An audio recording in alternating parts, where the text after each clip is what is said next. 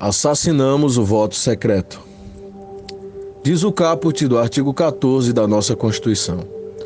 A soberania popular será exercida pelo sufrágio universal e pelo voto direto e secreto, com valor igual para todos e nos termos da lei. Sufrágio deriva do latim suffragium, que significa aprovação ou apoio. É um direito público subjetivo de natureza política que o cidadão tem de eleger e participar da organização e da atividade do poder.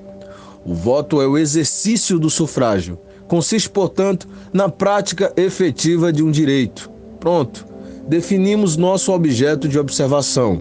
Agora, mãos à obra. Quando as campanhas eleitorais começam, como já é de costume, os agentes políticos de cidades do interior costumam se manifestar apenas aos 45 minutos do segundo tempo. Não me refiro apenas aos que foram eleitos, mas também àqueles que não foram eleitos e agora são chamados de lideranças. Isso é o que podemos chamar de liderança conveniente. Já discutimos anteriormente no artigo Política para não ser idiota, sobre a importância da política em nossas vidas e a necessidade de nos envolvermos nela, direto ou indiretamente. O problema é que quando falamos de envolvimento em política, algumas pessoas pensam em adotar um partido, colocar uma bandeirinha na sua casa, uma foto na sua parede, colocar um CD do partido no carro para tocar em um som altíssimo para incomodar toda a vizinhança. Como vocês podem perceber, eu censurei a parte em que uns agridem os outros verbalmente, porque o nosso povo é pacato, ordeiro e bem educado. Como vocês sabem, ironia não tem nota de rodapé. Em 1925 foi implantado pela primeira vez no Brasil o voto secreto. Foi instituído pela Constituição de 1934. O voto secreto visa evitar coação, a pressão sobre o eleitor e também a compra de voto. Mas, em nosso município, temos o costume de nos expor e ir contra toda essa lógica de votar secretamente. Colocamos, inclusive, adesivos no peito. Muitas vezes nem somos nós que colocamos, para ir às urnas. Hoje, nas cidades do interior, principalmente em Panelas, temos essa imitação do que chamavam de voto de cabresto. No coronelismo, ninguém votava em um candidato diferente do coroné, porque o voto era aberto e as pessoas sofriam as consequências. Atualmente, podemos votar de modo secreto, mas, ao invés disso, abrimos mão desse direito e abrimos nosso voto para que os coronéis saibam que votamos nos candidatos deles, pois alegam que os que não estão com eles estão contra eles. Seguindo essa linha de raciocínio, surgem as questões. Será que o curral eleitoral é coisa do passado? Será que vale a pena não fazer valer um dos poucos direitos que nós temos?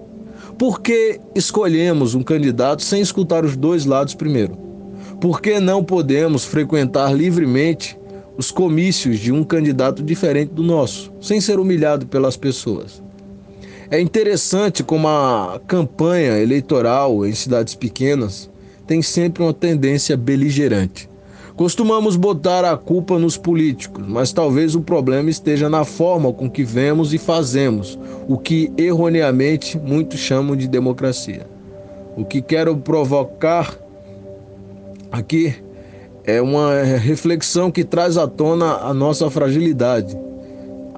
A carência de fazer aquilo que os filósofos pré-socráticos chamavam de primeiro espanto, que é basicamente o ato de se perguntar. Esse é o momento de pararmos de olhar e julgar o outro e começarmos a olhar e julgar nossos próprios hábitos. Como você age durante as campanhas eleitorais, hein? A primeira vez que todos os cidadãos, a partir dos 16 anos, puderam votar facultativa ou obrigatoriamente, foi em 1989. Ou seja, temos 30 aninhos de democracia formal. O que quero dizer é que somos jovens e ainda bastante inexperientes nesse sistema. E sabendo de tudo o que já foi feito, tanto sangue derramado pelas pessoas que vieram antes de nós, tantas injustiças provocadas por pessoas ruins e permitidas por pessoas boas que se omitiram. Não podemos deixar que coronéis nos obriguem a colocar cartazes nas paredes de nossas casas com o rosto de pessoas que muitas vezes nunca chegamos a ver, pré-eleição ou pós-eleição. Às vezes nem chegamos a ouvir falar antes da eleição. Não devemos permitir nenhum cabresto em nossas vidas, minha gente. Não podemos permitir que passem a vida sapateando na nossa cara e cuspindo em um dos poucos direitos que é nosso. Temos o direito de não dizer em quem vamos votar. Temos o direito de manter as paredes das nossas casas limpas. Temos o direito de ouvir as propostas de cada candidato antes de tomar partido. Temos o direito de cobrar de quem foi eleito, tendo votado nele ou não. Temos direito de discordar e temos a obrigação de respeitar a opinião do outro, pois nossa Constituição permite a coexistência da pluralidade de opinião.